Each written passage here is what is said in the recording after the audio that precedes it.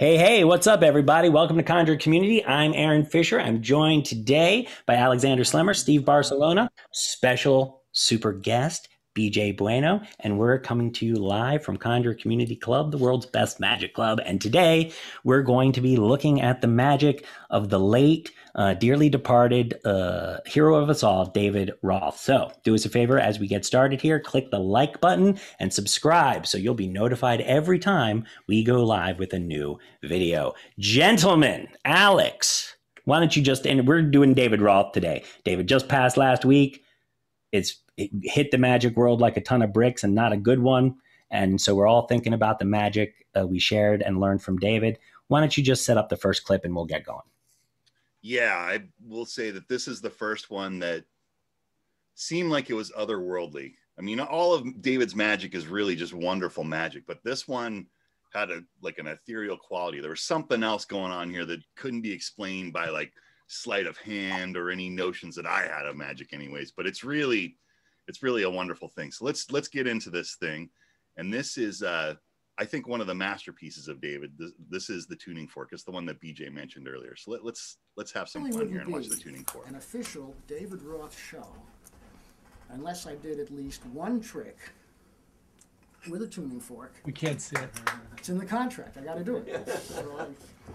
So Did you say you can't see it? We can now. I would rewind it just a touch. Let's do that. The video is live for me now. Is it live for everyone else? Yeah, it's live now. All right. Yep. it really wouldn't be an official David Roth show unless I did at least one trick with a tuning fork. It's in the contract. I got to do it. So it's very interesting. It's a very interesting dynamic to work for a room full of people that are so familiar with the tricks before you do them, but they don't mind seeing the tricks. I compare it to people going to see a rock group where they know all the words to all the songs, but it doesn't matter. They just want to go see the rock group.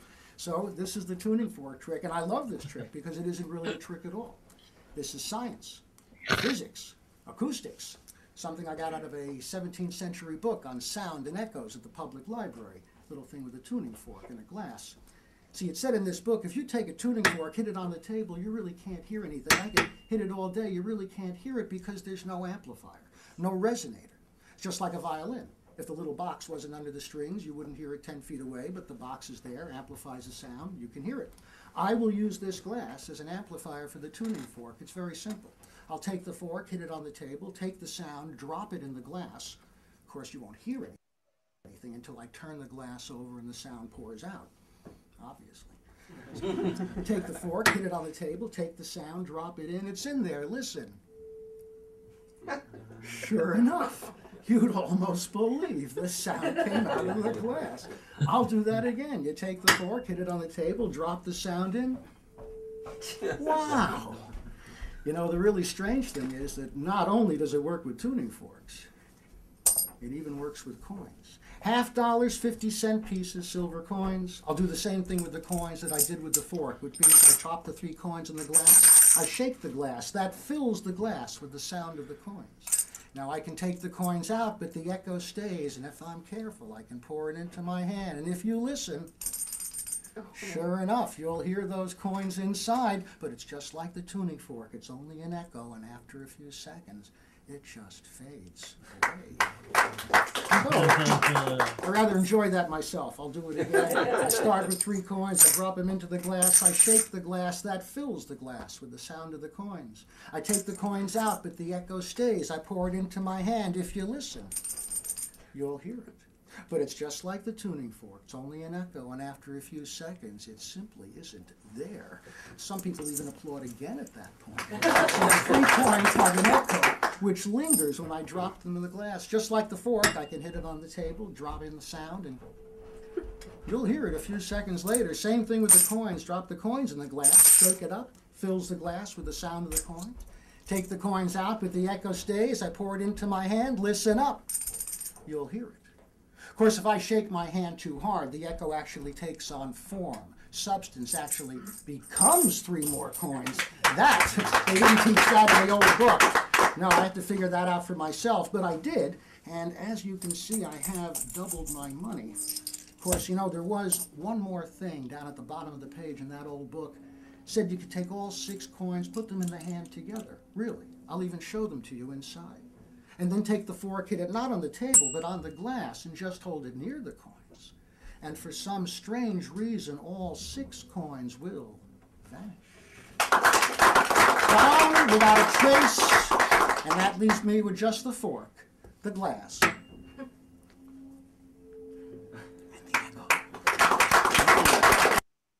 It's gorgeous. So good. Yeah, it's just gorgeous. The thing that's crazy about it is I remember how the sound in person, because I know, like, not saying that it's not awesome on the video. I'm just saying that it's like 5 times better in person, because it was like you hear the coin coming from the hand. So it confuses you. You're like, there, the coins are in, and like, there is not a coin in there. You're like, what? It's so good. That trick is amazing. It's so beautiful. So great. The tuning fork, it resonates in the room too, so you can't tell where it's coming from, right? It's and the sound. same thing with He's the messing sound. with your sound trick. It's so great. Right, the sound illusion is just so strong in this thing, right? If there's nothing to backtrack to, because there's nothing like it. You've never seen anything like it, right? Yeah, when you fool your ears is so good, because then your brain really thinks that it has pulled the whole picture together. BJ, would you guys say, it's a tough one? I know it's a tough one. It's not meant to be a trick question. But would you almost say that that is, if you had to pick one David Roth routine to sort of represent and get across the most of what you felt made him so amazing, would you say it would be that routine? I will say that when I heard the news, yeah, that's a pretty good one too. When I heard the news last week, that was the one I pulled up. I pulled up the tuning fork first, because that's the one I have the most distinct memory of such a It's the strongest magic. And it transcends coin magic. I mean, yes, it's a coin trick, but it's so much more than a coin trick. Well, it's just one of those deals where someone's taken something that was already great and just layered on top of it this presentation that just totally makes sense and makes the thing just so much stronger. Yeah. You know? I agree. It's just so... It's like... Just looking at the book, even how it works, it's just so amazing. The whole thing is great. Yeah, I mean, if at the end of your life you created that one beautiful routine that people will talk about forever, that'd be pretty freaking good. I mean, You're doing good. You're doing good. You know what I mean? Because it's pretty. I don't know what you'd change about that. You know? No, it's pretty awesome. That's a great effect. It's so strong. Yeah. But that's the thing about David, is that he's so prolific, right? He's got so many, and stems from other stuff. He just sort of improved all the things that he took on and brought into his repertoire. He just elevated them, and those handlings became like the way you do those tricks, because David worked it out, right? It's really remarkable, you know. But hold up that book, DJ. Just the fact that thing has as much information in it at the time that book came out, right? That changed the world. That book came out in like 85. It's so good. Yeah, I was just looking through the routine. It's so strong. Yeah, no, it's a masterpiece. And then the misdirection, using the tuning fork as a I don't know how detailed you guys get, but using the tuning fork as a wand, that's pretty sick. That's a good idea, because then turns the whole thing on its ear at that moment. Gets to do the Vernon wand spin throughout the whole thing. Yeah.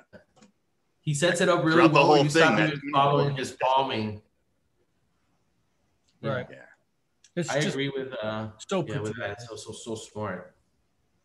Absolutely wonderful. Now, David Roth was, known for the coin magic. It's really very interesting. Also, David Roth. He was a dear buddy of Ricky Jay's. He was Ricky Jay's stage manager, and like a lot of Vernon students, David Roth, you get the impression, David Roth spent an awful lot of time with material from these 1800s. Really working at making that material play in modern ways, principles of deception and things. And you can really tell, sort of, I just remember Alex, when he was doing that lecture in New York that we were watching, where he went on this riff about refusing to use the word spider grip vanish, right? It was a double feint vanish. Right. It's a double feint. Let's get down to brass. Call it what it is, This is from the 1800s. It's a double feint vanish. Marlowe and his spider grip. It was that kind of stuff. So now he's going to show us a ball trick, because he was practiced at the art of deception, and the last person to tell you that David Roth was only into coin magic would have been David Roth. So yeah, it's amazing. I had to resist the temptation. Like I wanted to get everything that he ever did that wasn't touching a coin, but it would have been overkill. And it's a lot of little clips, but literally he's doing every kind of magic you can imagine. There's clips of David out there doing this kind of stuff, and it's well worth a deep dive after we're done here. But let's get to this next thing. This is well, it's that Silent Mora ball trick with David's sort of handling and flair on it. It's really just a wonderful piece of magic, very deceptive, and you might dig out your set of balls later and play. This is the lecture. This is the exact lecture we were talking about. I think he says that in all of them. Like a Macmillan. This looks like Macmillan. Trying to correct the record. It's a double faint vanish, please. Right. Oh, that was in his lecture act from that decade. I think so. All right. Let's get one it. more note. It's a little bit different. I'd like you to watch. Yeah. Lots of times there's really good stopping points for us to say stuff and interesting reaction moments and things to talk about during a routine. But you could really feel during the tuning fork like it would have felt really like it was breaking something to stop and pause and it would have been stepping on the flowers almost. Yeah, totally. Yeah. So we try not to do that when it's going to really be affecting the whole quality of the thing. So yeah. Right here. Don't blink or you'll miss it, because all I want to do is produce a ball. That's a little blue ball, the simplest of objects, little blue rubber ball. I want you to watch it. If I put it up there, it'll jump over to here. And if I put it up there, it'll jump across to here. And if I put it over there, you think it's over here, but it isn't, because sometimes the ball gets stage fright, goes into my pocket. Of course, what's really strange is if I set the ball on top of my fist, let it sink in and wiggle my thumb, the one ball becomes two. And if I set both balls on my fist and let them sink in, wiggle my thumb, the two balls become three. And when I have three balls, now I can start the trick. Watch. One ball in the hand. Two balls in the hand. Just two. One on top makes three. Of course, if I wiggle both thumbs together, one ball jumps back over to here. And if I wiggle my thumbs, another ball jumps back over to here. And if no, it didn't go yet. Nothing happens till you wiggle your thumbs. That's what makes it jump across. That's three. Let me do that for you again. That's one ball in the hand. Two balls in the hand. Just two. One on top makes three. Again, if I wiggle my thumbs, a ball jumps across for the second time. And if I wiggle my thumbs, the second one jumps across for the second time. And if I wiggle my thumbs, the third one jumps across for the second time. That's three. Let me do that for you again. You were doing it again, doing it fast. Do it to you like one ball in the hand. I love the pattern. In the hand. Just two. Only two. Needs a tuning fork. One on top makes three. Now I can make life easier by putting one ball away. That should leave two, but it still leaves three. You really weren't expecting that, so let me do it again. One more time. That's one ball in the hand. Two balls in the hand. One on top makes three. Now I could put that one away. That should leave two, but it still leaves three. I know you really weren't expecting that. Let me do it for you again. One more time. That's one ball in the hand. This is called the three-ball bludgeoning. Only two. One, two. One on top makes three. If I put that one away, it should leave two, but it still leaves three. I know you weren't expecting that. Let me do it for you again. That's one ball in the hand. One more Two balls in the hand. Just two. One on top makes three. If I put that last ball into my pocket, it should leave two, but it still leaves three, only this time it leaves nothing. The three ball routine. Wow. No disrespect, but when you do this with your hands, you have to say, wow. Otherwise, it just doesn't count. So that's a very, when you watch David Roth, very prolific, but I would say that that's a pretty common structural vibe in a lot of David's routines, wouldn't you? I mean, you could almost imagine that being the word ball replaced with the word coin. And 50-cent piece, the silver coin. A lot like it, Right, 50-cent piece, the silver coin. Little Joe. So interesting. David, he does the stuff so well, and he does it. You wouldn't want to interrupt him. You wouldn't want to interact or interrupt him. He's really, I feel like he was really of the formal close-up show school. But how about that patter, y'all? That's that patented David Roth patter. It's very reminiscent of like the 70s and 80s. It's just, growing up as a kid, when I go to magic lectures or little conventions in my town or whatever, that's, all the greats, that's what they were doing. Yeah. And it seemed like the ones that were doing it like professionally, they were doing that, and then they would have like a joke every time one of those phases would come. There'd be some sort of like cut or some joke or something, right? Yeah. 2 balls. Just 2. Now, BJ, what's your take? Whoa, my mom says it's special. It's interesting because there's kind of a musical thing happening, and you can't doubt that watching him do this stuff is captivating.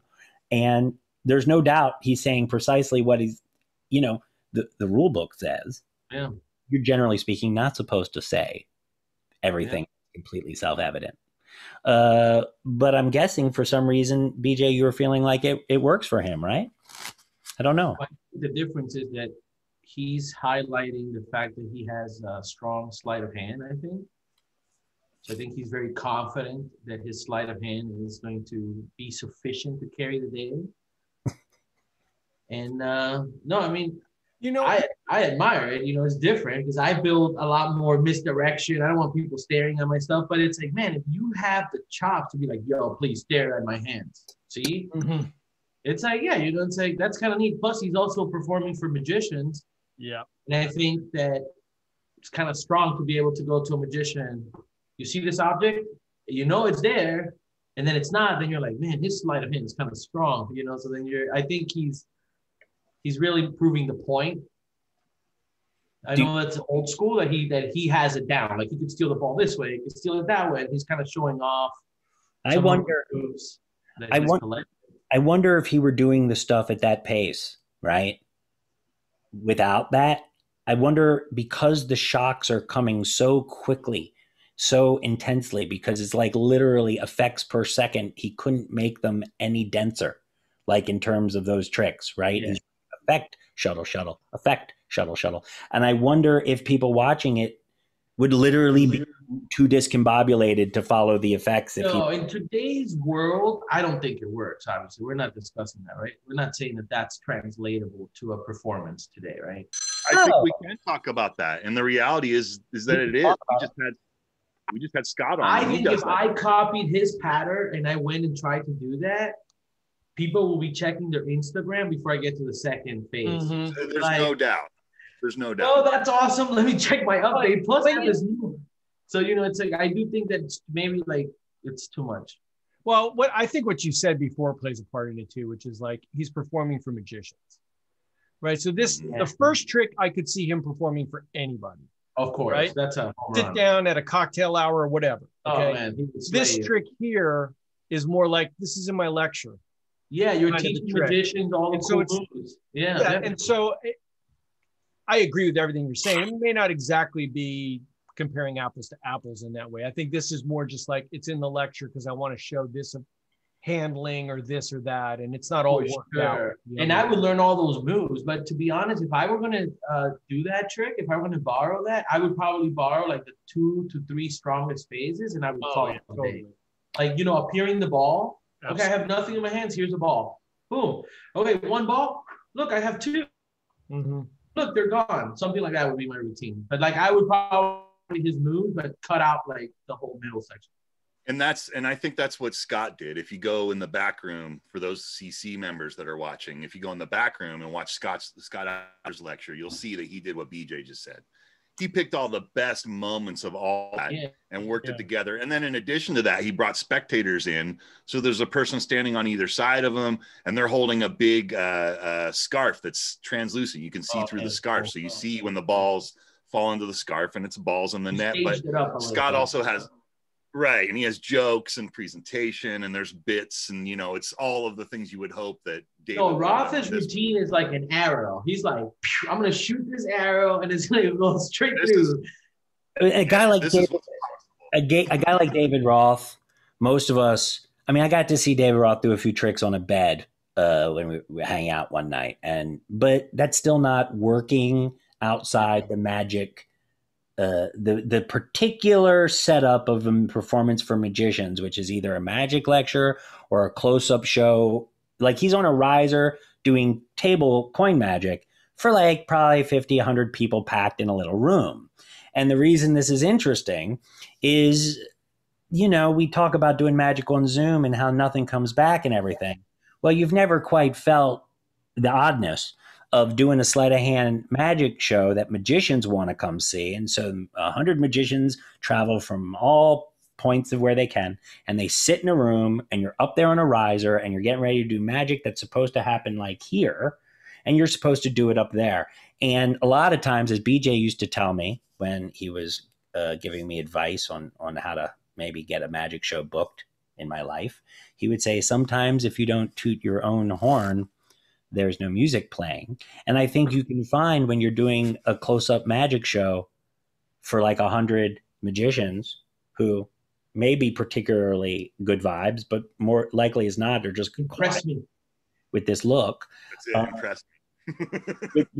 with that feeling, there's a real sense that it could be quiet, and that quiet could not be a good quiet. It could just be like tough. And so it almost sounds like David, he's got this pattern that allows him to put forth all the energy he needs to get through all of these effects. Otherwise, you could find when you're doing all that magic, it can feel a little weird and disheartening that magicians, they sometimes forget to act like an audience. You know what I mean? Totally. That's a good point. I never thought about that, to be honest. Well, interesting. It's an interesting. Because I could see that. Because then it's like, I got to demo this next move, but I need a good context, and there's no real motivation because maybe magicians don't offer you any. So then you're like, well, I'm going to manufacture a motivation, which is you kind of want to see it again, don't you? But this time you believe that I'm here hiding it. Because each version, you're making sense though, Aaron, because think about it. Each version, he slightly changed the slides a little bit to fool you if you followed the previous version. So in a way, he kind of tried to make it like more mysterious if you're following along. Like, oh, they probably thought I had an extra ball, so now I'm going to get rid of the extra ball. And you're like, wait, weren't there four? So I would even contend that the opposite is true. Right? The opposite is true. If you don't know the main deception of what's happening within that routine, if you don't know that main thing, like, I think he's using maybe the fact that they know some things about magic, doing some of these other moves to make it seem like they're on the path. And then that other thing happens. I think that's what I'm trying to say, basically. Like, he's using that again. Like, that's what he keeps like throwing things. But yeah, I know what you're saying. Exactly. It's so cool. I mean, in a way, he was trying to entertain an audience that was probably pretty difficult to amuse. Pretty jaded. That's magician's Amaze me with sleight of hand. I've heard you're the greatest. Okay, cool. Yeah, right. I mean, he is. This guy, if you think about it, he's specialized in coin magic. Now, imagine that even being said to a regular person. Like, maybe if you're going in to see a vaudeville show and someone says you're going to see the King of Coins, but already it's 100 years ago.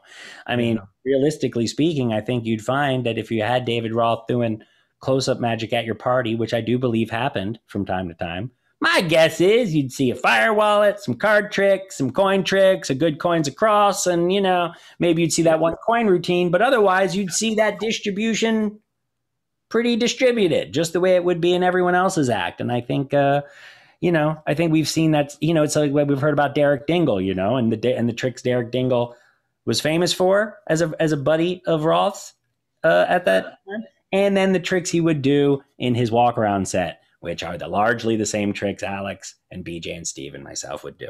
So when you're building this whole act's worth of magician's magic, there's an awful lot of it.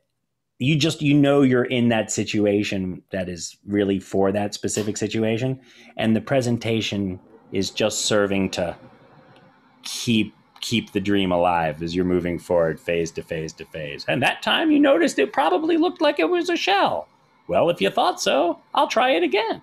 Or else your magician's magic won't be well appreciated, right? And again, when we talk about these effects of repetition, BJ, we're talking about the magic way as it was understood in the Vernon era.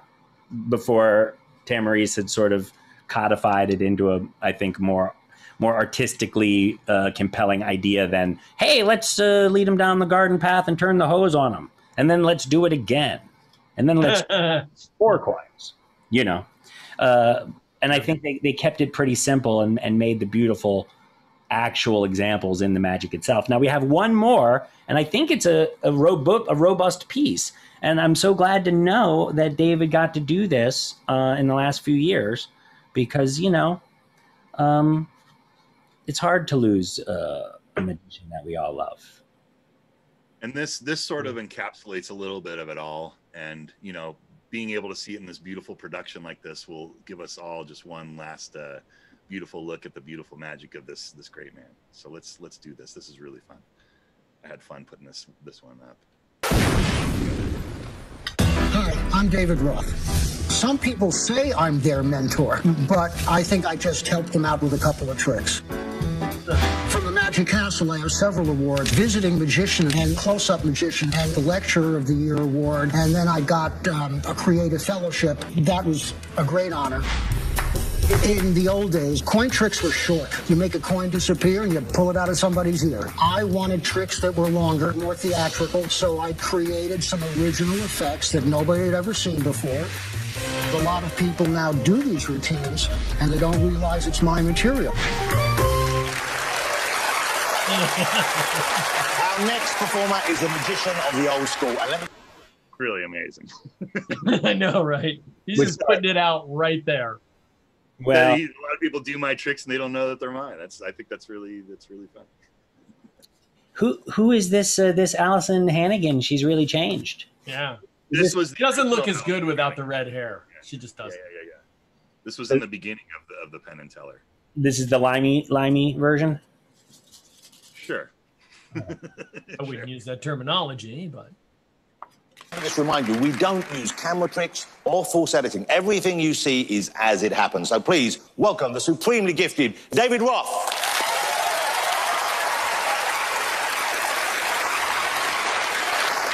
Thank you. Penn, Teller, would you mind please joining me at the table? I can't wait to see it. Good to see you. I have something I'd like to show you. These are U.S. Kennedy half dollars. I won't be using all of them, but 4 coins and a cup. Now, very few people know that if you hold the coins and the cup at just the right angle, there's something in that cup, and I think it's a coin. There are only 3 coins here. This is the first coin to travel from my hand to the cup. That leaves 1, 2, 3 coins left, and that's the first one. Please notice, I do not send them up my sleeve. They go straight to the cup. That's how the first one went across. Listen. And the second one goes the same way. Just 2. 2 coins have traveled, 2 coins left to go. Now, I'll be honest, because you guys know a lot about magic. And the only reason you didn't see these go is because it happened by magic. That was the first one. That was the second one. Watch the third one. Listen. Did you hear it? Me neither. Must be hush money, because there it is.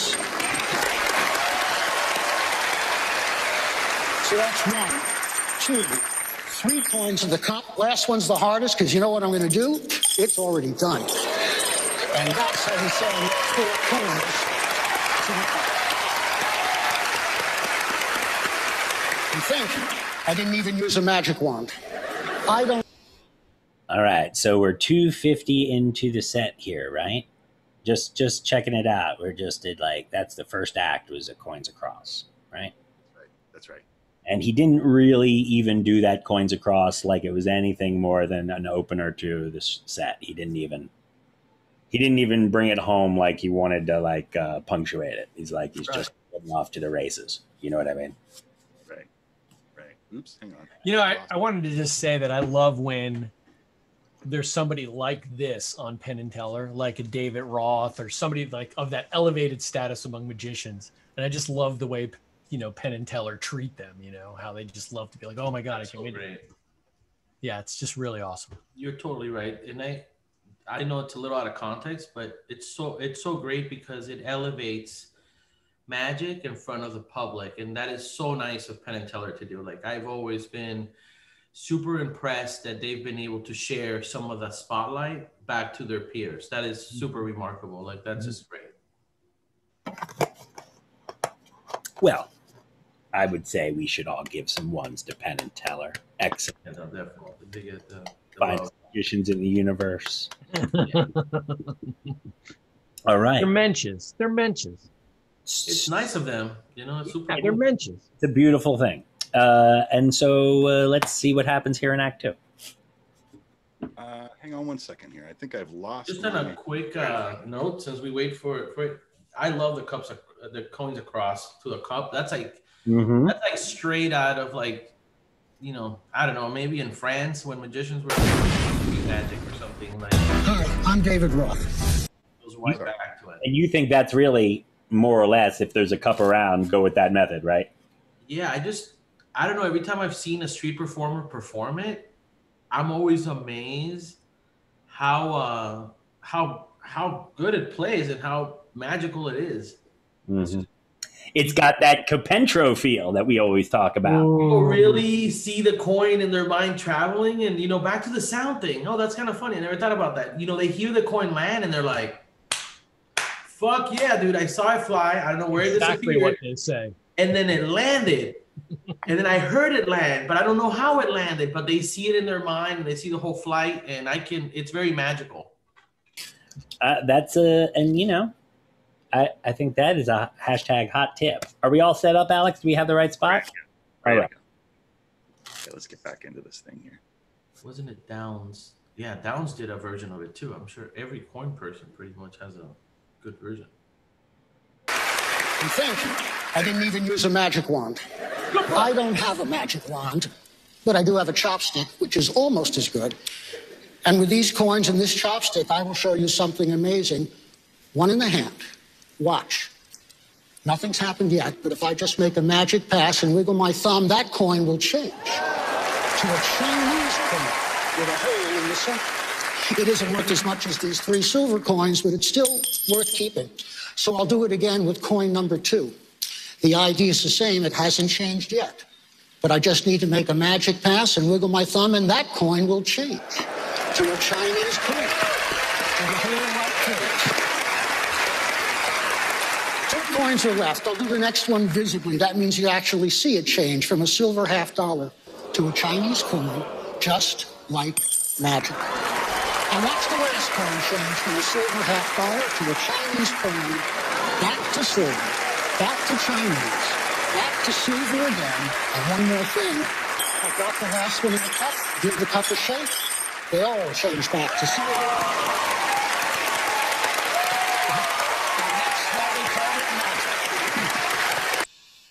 Now, this finale is something that we haven't seen before, and this is really, really wonderful. Watch close for this next part. Now, you know, incidentally, just you really get to see the upside and the benefit of David's performing style just now. It was very, very clear from what we were just talking about, the patter-wise and everything, the way he was able to work with all of that strange and different kinds of energy with the TV and the audience and these guys. He was doing that act with the ingrained momentum of 30, 40 years. You know what I mean? Really a beautiful thing. All right. So a new thing coming up for now. We're into the meat here. I think so. Let's do this. This is really, really cool. I'm not really sure. Well, let's just watch this thing. All right. You know, maybe I'm using too many coins. Watch this one, then these. 1 in the hand, and 1, 2, 3 in the cup. Now watch this coin, because it's gone. Really gone. Truly gone. Which means just 3. I'll do it again. Watch this one, then these. This one, then these. 1 in the hand, and 2 in the cup. Now watch this one, because it's gone. Really gone. Truly gone. Which means That's 2. Watch the count. That's 1, 2, 3, 4, 5, 6. And it's gone. Really gone. Really gone. Which leaves just 1. Now, what do you do with a single coin? I can put it over there, bring it up over here. If I touch it to my elbow, it'll come over here. If I try to put it back, it'll come out over here, so I'll put it over there and make a jump across it. Drop it over there, and you think it's here, but it isn't, because sometimes they really disappear, but they never go far. There it is. I could always make it 20 times larger.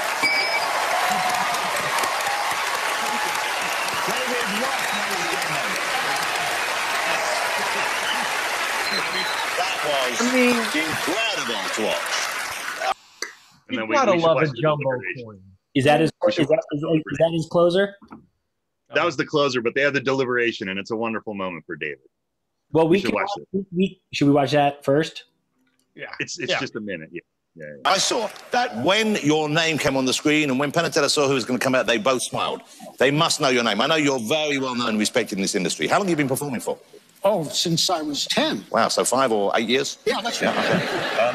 And the trick you just did there, is this one of your own? Because I believe you have created a lot of tricks. Oh, yes. That was all original material. Wow. Some of your tricks are being used by other magicians, I know. How does it feel when you see one of the new kids on the block doing one of your tricks? If they do it well, it's very gratifying. If they do it badly, I'm sorry I ever gave it away. So, David, do you think you fooled them?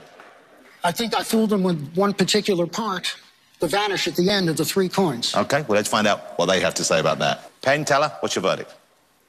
David wrote the books on coin magic that we read. And seeing Spellbound and Coins Across and all those things done that well, that close, that beautifully, that perfectly, I think that because we read the books, we have a pretty good idea how he did most of the stuff. And I do not give a good damn. I'm sitting here next to Teller. I don't care. We have a pretty good idea. We have a pretty good idea because of his books. And I'm going to tell you, he fooled us. Wow. No doubt about it. There's no way we're going to do a different thing. That was beautiful, man. Just gorgeous, gorgeous. Beautiful. Teller always gets to me. I knew that doing. Thank you so much. Thanks. It's beautiful, beautiful, Gorgeous. Nice. Right thing to do. It's the right thing to do. I Right? love the look on Roth's face while Penn was having that monologue. Because he thought he was like about this. He was just his face like,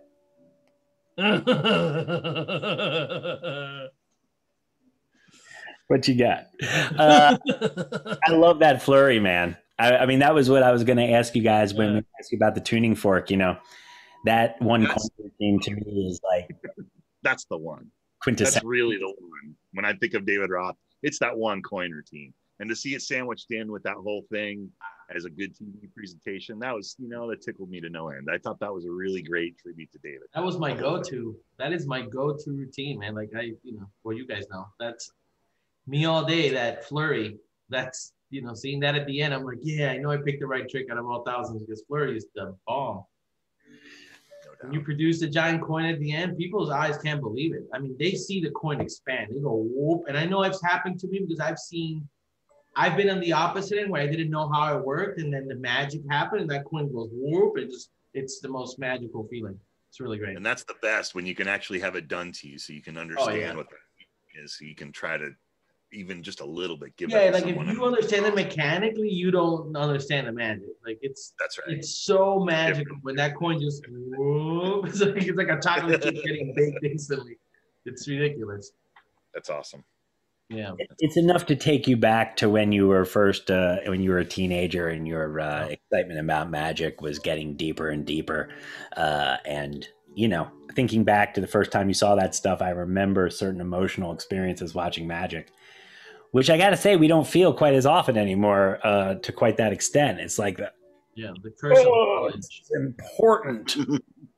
Not only am I fooled, but it's important. This is me. This is going to have to This is going to have ramifications on my future plans. Important. And the thing too, I think there's a lot of people like this, but the thing about David Roth is what you're seeing is life's work. That's his life's work. He's been focused on just his special kind of corner of magic for like, I don't know how many years, 50 years, you know, and he's just. It's probably what he said since he was 10, his whole life.